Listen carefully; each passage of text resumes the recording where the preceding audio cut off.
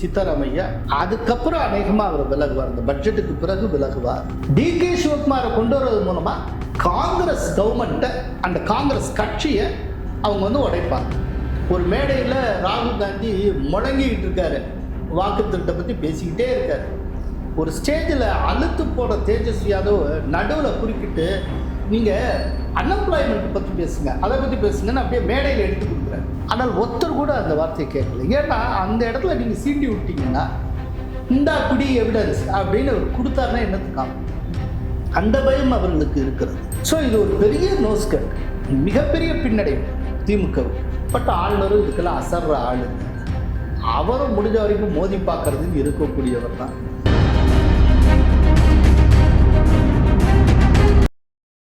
Reports now நேயர்களுக்கு வணக்கம். இன்று நம்மோடு இணைந்திருக்கும் சிறப்பு விருந்தினர் மூத்த பத்திரிகையாளர் திரு கோலாஹல ஸ்ரீனிவாசன் அவர்கள். வணக்கம் சார். வணக்கம். இப்போ 2022 கர்நாடகா எலெக்ஷன் நடக்கும்போது அதிகாரப்பூர்வமாக இல்லை அப்படின்னாலும் 2.5 ஆண்டு காலம் சித்தராமையா, அதன் பிறகு DK சிவகுமார் அப்படின்ற மாதிரி சொல்லப்பட்டது. ஆனால் இப்போ DK சிவகுமார் அவர்கள் ஒரு எக்ஸலத்தில் ஒரு ட்விட் போடுறதா இருக்கட்டும், அதுக்கு பதிலாக சித்தராமையா அவர்கள் போடுறதா இருக்கட்டும். ஸோ DK சிவகுமார் அவர்கள் ஒரு புது ஆட்சி பாஜகவுடன் இணைந்து கர்நாடகாவில் தோற்றுவிக்க போறார். அதான் அப்படி ஒரு யூகம் உண்டு, அந்த யூகத்தை நானும் முன் வச்சிருக்கேன். பட் அது தொடர்பாக நேற்றைக்கு, அதாவது சனிக்கிழமை, ஒரு பிரேக்ஃபாஸ்ட் மீட்டிங் நடந்தது. சித்தராமையாவும் இவர் DK சிவகுமாரும் அதில் பங்கேற்றார்கள். மல்லிகார்ஜுன கார்கேவுடைய ஏற்பாட்டில் அந்த பிரேக்ஃபாஸ்ட் நடந்தது. பிரேக்ஃபாஸ்ட் முடிஞ்சதுக்கப்புறம் 2 பேரும் ராசி ஆகிட்டாங்க, சுமூகமாயிட்டாங்க அப்படின்னு சொல்லி அவங்க 2 பேரும் கை கொடுத்து ப்ரெஸ்ஸுக்கு முன்னால் கிளம்புற மாதிரியான ஒரு தோற்றம் உருவாக்கப்பட்டது. அந்த ப்ரெஸ் மீட்டில் DK சிவகுமார் என்ன சொல்லியிருந்தார் அப்படின்னா, என்னுடைய ஆதரவாளர்கள், பொதுவாக கட்சி தொண்டர்கள் அத்தனை பேரும் முதல்வர் மாற்றம் குறித்து ஆர்வமாக பேசினாலும் நான் அவசரப்படவில்லை அப்படின்னு சொன்னார். எனக்கு முதல்வர் பதவி வேண்டாம் அப்படின்னு சொல்லலை, முதல்வர் பதவியில் எனக்கு ஆசை இல்லைன்னு சொல்லலை, சித்தராமையாவே தொடரட்டும்னு சொல்லலை, நான் அவசரப்படவில்லை அப்படின்னார். I am not in Hari அப்படின்னு சொல்லி அவர் சொன்னார். அப்படின்னா ஏதோ ஒரு டயத்தில் அவருக்கு கிடைக்க இருக்குன்னு அர்த்தம். ஏதோ ஒரு உத்தரவாதம் அங்கே தந்திருப்பாங்க. அநேகமாக இந்த விரைவில் பெல்காமில் இருக்கக்கூடிய சட்டப்பேரவையில் வச்சு சித்தராமையா தன்னுடைய 18வது பட்ஜெட்டுன்னு நினைக்கிறேன், அதை சப்மிட் பண்ண போகிறார். அதுக்கப்புறம் அநேகமாக அவர் விலகுவார், இந்த பட்ஜெட்டுக்கு பிறகு விலகுவார் அப்படின்னு சொல்கிறாங்க. இதுக்கு இடையில ஒரு பெரிய வார்த்தை போர் ஒன்று நடந்தது இந்த பிரேக்ஃபாஸ்ட்டுக்கு முன்னால். ஆக்சுவலாக இந்த பிரேக்ஃபாஸ்ட்டை பற்றி என்கிட்ட ஒரு தடவை டெல்லி ராஜகோபாலன் என்கிட்ட பேசியிருந்தப்போ நகைச்சுவையாக ஒன்று சொன்னார். சீனிவாசன், பிரேக்ஃபாஸ்ட் நடந்தது, அது கட்சியை பிரேக் பண்ணுறதுக்கா இல்லாட்டி ஃபாஸ்ட்டாக பிரேக் பண்ணுறதுக்கான்னு தெரியலை அப்படின்னு சொல்லி நகைச்சுவையாக குறிப்பிட்டிருந்தார். ஸோ ஏதோ நடந்து அது ஃப்ளாப்பு, அந்த பிரேக்ஃபாஸ்ட் ஒரு சரியான விதத்தில் இவங்க எதிர்பார்த்த மாதிரிலாம் முடியலை. இந்த விஷயத்தில் ராகுல் காந்தி சரியாக முடிவெடுக்க முடியலை. இத்தனைக்கும் ராகுல் காந்தி முன்னிலையில் தான் ஒரு ப்ராமிஸ் DK சிவகுமாருக்கு ஆரம்பத்தில் கொடுக்கப்பட்டது. 2022 அவங்க பதவி இருக்கிறப்போ முதல் 2.5 ஆண்டு காலம் சித்தராமையா, அதுக்கு அடுத்த 2 வருஷம் DK சிவகுமார். இப்போ இதை சொல்லக்கூடிய விதத்தில் தான் இந்த பிரேக்ஃபாஸ்ட்டுக்கு 2 நாளைக்கு முன்னால் சிவகுமார் எக்ஸ்பதிவு ஒன்று வெளியிட்டிருந்தார். அந்த எக்ஸ்பதிவில் அவர் என்ன போட்டிருந்தாருன்னா, word power is world power அப்படின்னு சொல்லியிருந்தார். சொல்லிட்டு அதுவும் கொடுத்த வார்த்தையை காப்பாற்றுவது என்பது ஒரு மாபெரும் சக்தி. அது ஜட்ஜாக இருந்தாலும் சரி, ஜனாதிபதியாக இருந்தாலும் சரி, எவராக இருந்தாலும் சரி, கொடுத்த வார்த்தையை காப்பாற்றியாக வேண்டும் அப்படின்னு சொல்லி பூடகமாக சொல்லியிருந்தார். உடனே கொஞ்ச நேரத்தில் அதுக்கு பதிலடியாக சித்தராமையா ஒரு எக்ஸ்போர்ட் அதில் அவர் என்ன சொல்லியிருந்தார்னா, வேர்ட் இஸ் நாட் பவர், அந்த வார்த்தை மக்களுக்கு சேவை செய்தாலன்றி வார்த்தை என்பது ஒரு சக்தி அல்ல அப்படின்னு இவருக்கு பதில் சொல்ற விதமா அவர் ஏதோ ஒன்று போட்டிருந்தார். இதுக்கு மத்தியில் தான் அந்த பிரேக்ஃபாஸ்ட் நடந்தது. ஸோ இன்றைக்கும் அது நீர் ஊத்த நெருப்பு போல புகைந்து கொண்டு இருக்கிறது. இப்போ இந்த சூழ்நிலையில பிஜேபியோட சேர்ந்து ஆட்சி அமைக்கிறதுக்கு வாய்ப்பு இருக்கா அப்படின்னு ஒரு கேள்வி இருக்கு. முதல்ல டிகே சிவகுமாருடைய ஒரு பிலசாபிக்கல் அவுட்லுக் என்ன, பொலிட்டிக்கல் பிலாசபி என்ன, அதை கொஞ்சம் நம்ம புரிஞ்சுக்கணும். இப்போ சித்தராமையா பொது வெளியிலேயே தன்னை நாத்திகர் என்று அழைத்துக் கொள்ளக்கூடியவர். அவர் வந்து சிறுபான்மையினருக்கு மிக நெருக்கமானவராக தன்னை காட்டிக்கொள்ளக்கூடியவர். டிகே சிவகுமாருக்கு என்னன்னா ஹிந்துயிசத்துக்கு மேல அளவு கடந்த மரியாதை உண்டு, நம்பிக்கை உண்டு. இப்போ ரீசெண்டாக கோயம்புத்தூர் ஈஷால ஜக்கி வாசுதேவ் ஆர்கனைஸ் பண்ண சிவராத்திரிக்கு அவரும் வந்திருந்தார். அதே இதில் அமித்ஷா இருந்தார், வேலுமணியும் இருந்தார், எஸ்பி வேலு. அமித்ஷா இருக்கிற இடத்துல நம்ம வரோம், அதனால 4 பேர் 4 விதமாக பேசுவாங்க அப்படின்னு அவர் தயக்கம் காட்டலை, வந்திருந்தார். அதே போல ஒரு தடவை அவர் ஆர்எஸ்எஸ் கூட்டத்தின் போது பாடப்படுகிற பிரார்த்தனை பாடலை அவர் முழுமையா பாடினார் டிகே சிவகுமார் பாராளுமன்றம். ஸோ ஓரளவு ஒரு சாஃப்ட் ஹிந்துத்துவா அவருக்கு உண்டு. அதை வந்து நம்ம மறந்துடக்கூடாது. இன்னைக்கு வந்து பிஜேபிக்கு கர்நாடகத்தில் 66 எம்எல்ஏக்கள் இருக்காங்க. இப்போ அங்க மெஜாரிட்டிக்கு தேவை 113. இப்போ 47 எம்எல்ஏக்கள் அவருக்கு கூடுதலாக வேணும் டிகே சிவகுமாருக்கு. இதில் மதசார்பற்ற ஜனதாதளம் பிஜேபியோட தான் இருக்கு. அந்த மதசார்பற்ற ஜனதாதளத்துக்கு 19 எம்எல்ஏக்கள் இருக்காங்க. ஸோ இப்போ 48 தேவைன்னு சொன்னேன், அதில் 19 கழிச்சிருங்க. அப்படின்னா இப்போ அவருக்கு தேவை வந்து ஒரு அரௌண்டு 30. ஸோ 30 எம்எல்ஏக்களை, தன்னுடைய ஆதரவு எம்எல்ஏக்களை தனியாக கொண்டு வர்றதுக்கு டிகே சிவகுமாரால் முடியும் என்றால் அவரால் ஆட்சி அமைக்க முடியும். பட் அதே நேரத்தில் கட்சி தாவல் தடை சட்டம் என்ன சொல்லுகிறது, அது 1/10 என்னமோ அவங்க, அது எனக்கு நான் பார்க்கணும் அந்த செக்ஷன், அது என்ன சொல்லுகிறதுங்கிறதுலாம் ரொம்ப முக்கியம். அதாவது இத்தனை எம்எல்ஏக்களுக்கு மேலே அவங்க வந்து வெளியில் வந்தால் அவங்களுடைய எம்எல்ஏ பதவி பறிபோகாது. இத்தனை சதவீத எம்எல்ஏவுக்கு உட்பட்டு எம்எல்ஏக்கள் வெளியில் வந்தால் அவங்க எம்எல்ஏ பதவி பறிபோகும்லாம் இருக்கு. அந்த சட்டத்தினுடைய பாயிண்ட்ஸ் எல்லாம் பார்த்து தான் அவங்க செய்வாங்க. அப்படிப்பட்ட ஒரு சூழ்நிலையில் டிகே சிவகுமார் ரொம்ப இரிட்டேட் பண்ணார். டிகே சிவகுமாருடைய கடைசி புகலிடமாக பிஜேபி விளங்கும். அப்போ பிஜேபி ஆதரவோட டிகே சிவகுமார் தன்னுடைய அரசாங்கத்தை நிறுவ கூடிய ஒரு வாய்ப்பு இருக்கு. ஆனால் ஒன்று, பிஜேபி வந்து சப்போர்ட் பண்ணி டிகே சிவகுமார் தலைமையில் ஒரு காங்கிரஸ் கவர்மெண்ட்டை நிறுவ மாட்டார். ஒரு காங்கிரஸ் கவர்மெண்ட்டை நிறுவனத்துக்கு பிஜேபி பயன்படுங்கிற அவசியம் கிடையாது. அதை பிஜேபி ஒன்றான செய்யாது. இப்போ வந்து ஏக்நாத் ஷிண்டே அவங்க வெளியில கொண்டு வந்தாங்க, சப்போர்ட் பண்ணாங்க. ஏக்நாத் ஷிண்டேயே சிஎம் ஆக்கினாங்க. அப்ப என்ன பண்ணாங்க, அவர் வந்து சிவசேனையை விட்டே வெளியில வந்து இன்னொரு சிவசேனை கட்டமைச்சதுக்கு அப்புறம் தான் அவருக்கு இந்த மாதிரியான ஒரு வாய்ப்பு. அதே போல டிகே சிவகுமாரை பயன்படுத்தி அங்க இருக்க காங்கிரஸ் உடைப்பாங்க. அதுக்கு டிகே சிவகுமார் ஒப்புக்கொண்டால் மட்டும்தான் டிகே சிவகுமாருக்கு இவங்களுடைய சப்போர்ட் கிடைக்கும். மீண்டும் ஒரு காங்கிரஸ் கவர்மெண்ட்டை நிறுவனத்துக்கு எதுக்கு பிஜேபி பயன்படும்? அது என்ன பிஜேபிக்கு தலையெடுத்தா என்ன? அதுக்கு சித்தராமையாவே ஆட்சி செஞ்சுட்டு போகலாம், என்ன ஆயிட போகுது? ஸோ டிகே சிவகுமாரை கொண்டு வருவது மூலமா காங்கிரஸ் கவர்மெண்ட்டை, அந்த காங்கிரஸ் கட்சியை அவங்க வந்து உடைப்பாங்க, அதை சிறியதாக்குவாங்க. அதுக்கு வாய்ப்பு இருந்தால் மட்டும்தான் பிஜேபியும் இவரை சப்போர்ட் பண்ற ஒரு முடிவுக்கு வருவாங்க. பட் இன்னைக்கு தேதியில் எப்போ வேணாலும் ஒரு பிளவு ஏற்படலாம். அந்த மாதிரி தான் ஒரு முட்டிப்பான நிலையில் இருக்கு. இது வந்து நீர் ஊத்த நெருப்பு மாதிரிங்க, ஊதி விட்டா எப்போ வேணாலும் பத்திக்கும். அந்த மாதிரியான ஒரு இடத்துல தான் இருக்கு கர்நாடக சிச்சுவேஷன். இப்போ பீகார் தேர்தலுக்கு அப்புறமா வந்து தேஜஸ்வி அவர்கள் காங்கிரஸ்க்கு இவ்வளோ சீட்டு கொடுத்துருக்க வேணாம், அதில் தான் அவர் தப்பு பண்ணிட்டார், கூட்டணியில் தப்பு பண்ணிட்டார் அப்படின்னு பேசினாங்க. அதன் பிறகு லல்லுவருடைய குடும்பத்தில் நடந்த சில சலசலப்பும் பார்த்துருப்போம். இப்போ பீகாரில் இருக்க காங்கிரஸ் வந்து ஒரு அக்யூசேஷனை முன்வைக்கிறாங்க, இந்த படுதோல்விக்கு முக்கியமான காரணம் லல்லு தான், லல்லுனுடைய இதுதான் அப்படின்ற மாதிரி அவர் மேலே வந்து பீகார் காங்கிரஸ் குற்றச்சாட்டு வைக்கிறாங்க. லாலு எப்படி காரணமாக இருக்க முடியும்? ஆக்சுவலாக காங்கிரஸ் தான் போன தடவையும் தோல்விக்கு என்று சொல்லப்பட்டது. போன தடவை காங்கிரஸ் தான் காரணம் என்பதை சிதம்பரமே ஒப்புக்கொண்டார், பாட்னாலே பேசியிருக்கிறார்.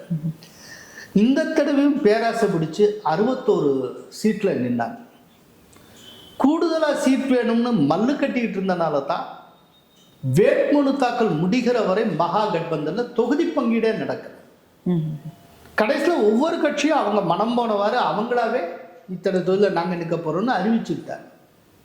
அதனால தான் மகா கட்பந்தன்ல இருந்த கட்சிகளே 11 தொகுதிகளில் ஒன்றை எதிர்த்து ஒன்று நின்றது. கிட்டத்தட்ட 5 தொகுதியில் காங்கிரஸும் ராஷ்டிரிய ஜனதா தளமும் ஒன்றை எதிர்த்து ஒன்று போட்டியிட்டார்.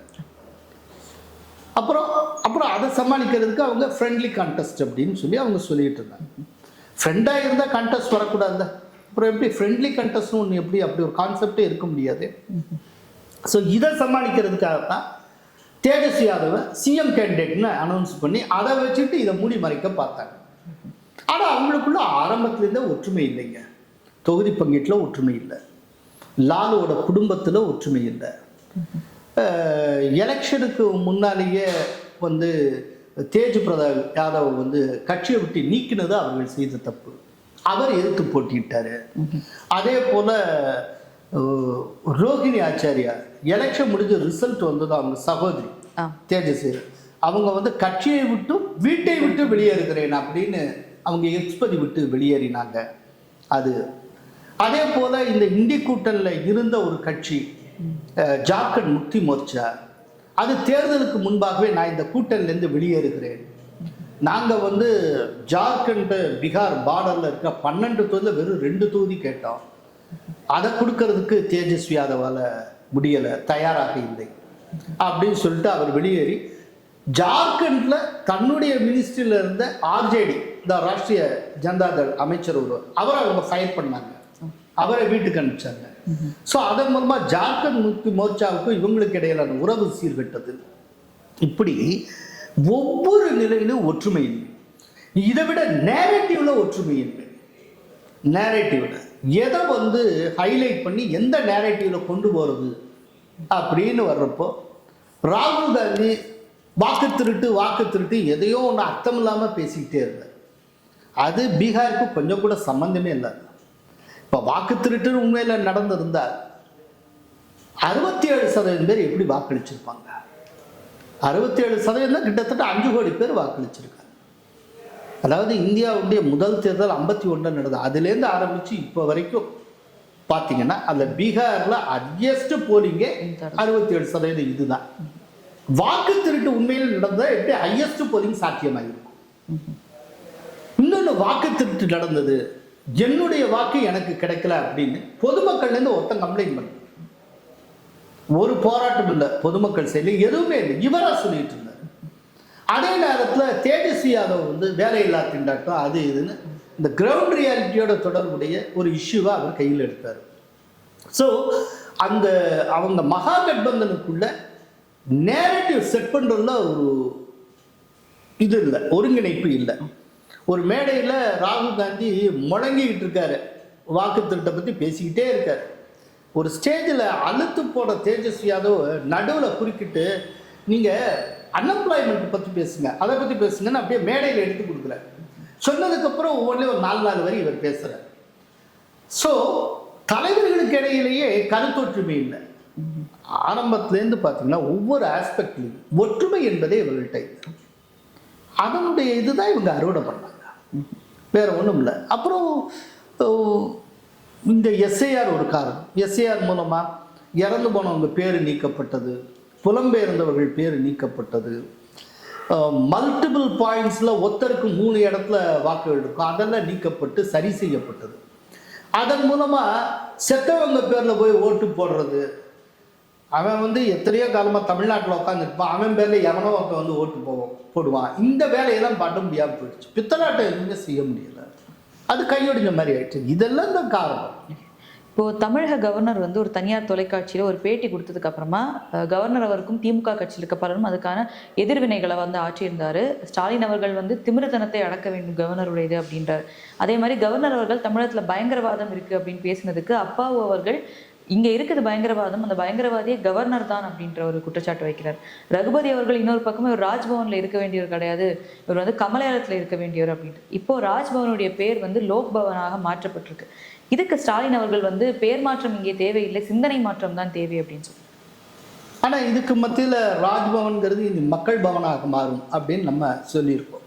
ஸோ பேர் மாற்றம் தேவைதான். இது வந்து இன்னைக்கு ராஜ்பவன்கிறது ஜனதா பவனா மக்கள் பவனாக இப்போ மாற்றம் கொண்டு இருக்கு. அதுக்கான அறிவிப்பு எல்லாம் வெளியாகிருக்கு, எல்லாம் சொல்லியிருக்காங்க. இன்னொன்று, பயங்கரவாதிகள் புகலிடமாக இருக்கிறது அப்படின்னு சொன்னதுக்கு அவர் வந்து ஏற்கனவே நேஷ்னல் செக்யூரிட்டி டெப்யூட்டி அட்வைசராக இருந்தவர். தமிழ்நாட்டில் இப்போ என்ன நடந்துகிட்டு இருக்குன்னு அவருக்கு தெரியும். அதே போல் எத்தனை தடவை இதுக்கு முன்னால் விடுதலை புலிகள் இயக்கத்தில் இருந்து இன்றைக்கி போதைப்பொருள் கடத்தலில் ஈடுபட்டுக்கிட்டு இருக்கவங்க இருக்காங்க. அவங்கள எத்தனை பேரை தமிழ்நாட்டில் கைது பண்ணியிருக்காங்க, இதெல்லாம் உண்டு. இதுக்கு வந்து ஒரு பெரிய லாங் ஹிஸ்ட்ரி இருக்குது. ஒன்றுமேலாம் இல்லாமல் தான் இல்லை. அவர் வந்து எதுவும் தெரியாமல் ஒன்றும் சொல்லலை.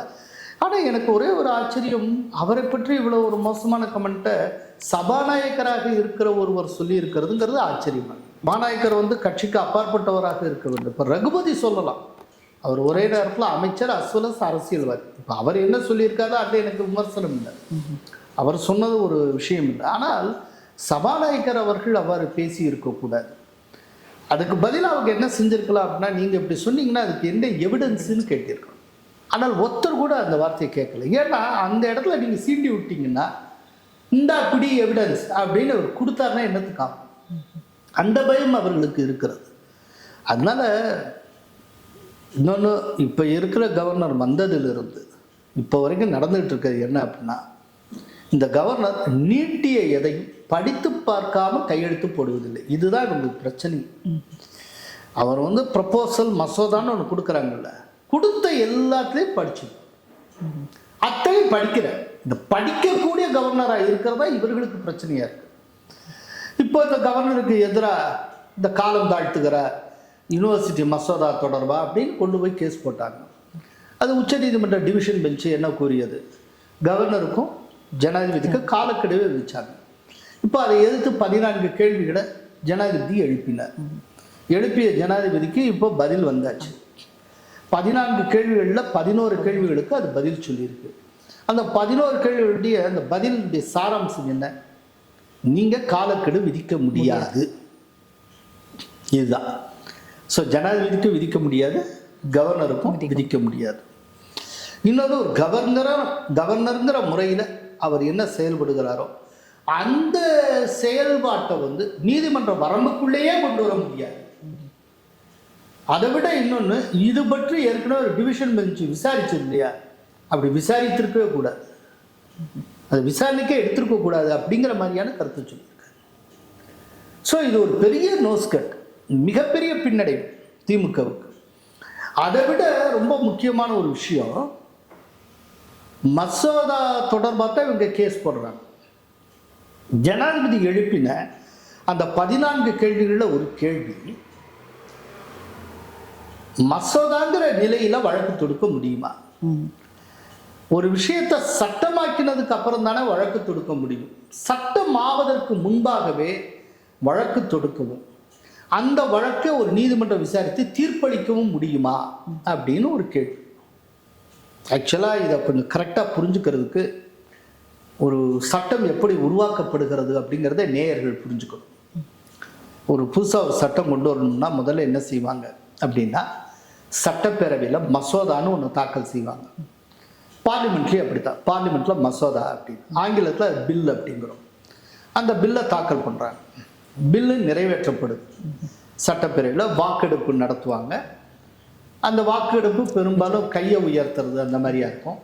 அப்புறம் அது நிறைவேற்றப்பட்டது அப்படின்னு சபாநாயகர் சொல்வார். அதில் நிறைவேற்றியாச்சு. நிறைவேற்றினதுக்கு அப்புறம் அந்த மசோதா மாநில அரசாக இருந்தால் கவர்னர்கிட்ட கையெழுத்துக்கு போகும், மத்திய அரசாக இருந்தால் ஜனாதிபதிகிட்ட கையெழுத்துக்கு போகும். இப்போது கவர்னரோ அல்லாட்டி ஜனாதிபதியோ எப்போ கையெழுத்து போடுறாரோ அந்த நொடியிலிருந்து அது சட்டமாகிவிட்டது அப்படின்னு பொருள். ஸோ சட்டத்துக்கு முந்தைய வடிவம் தான் மசோதா. இப்போ என்ன அந்த ஜனாதிபதி எழுப்பின கேள்வியுடைய சாரம் என்னன்னா, ஒரு நீதிமன்றம் வந்து சட்டம் சார்ந்த விஷயங்களை தானே விவாதிக்க முடியும், விசாரணை நடத்த முடியும்.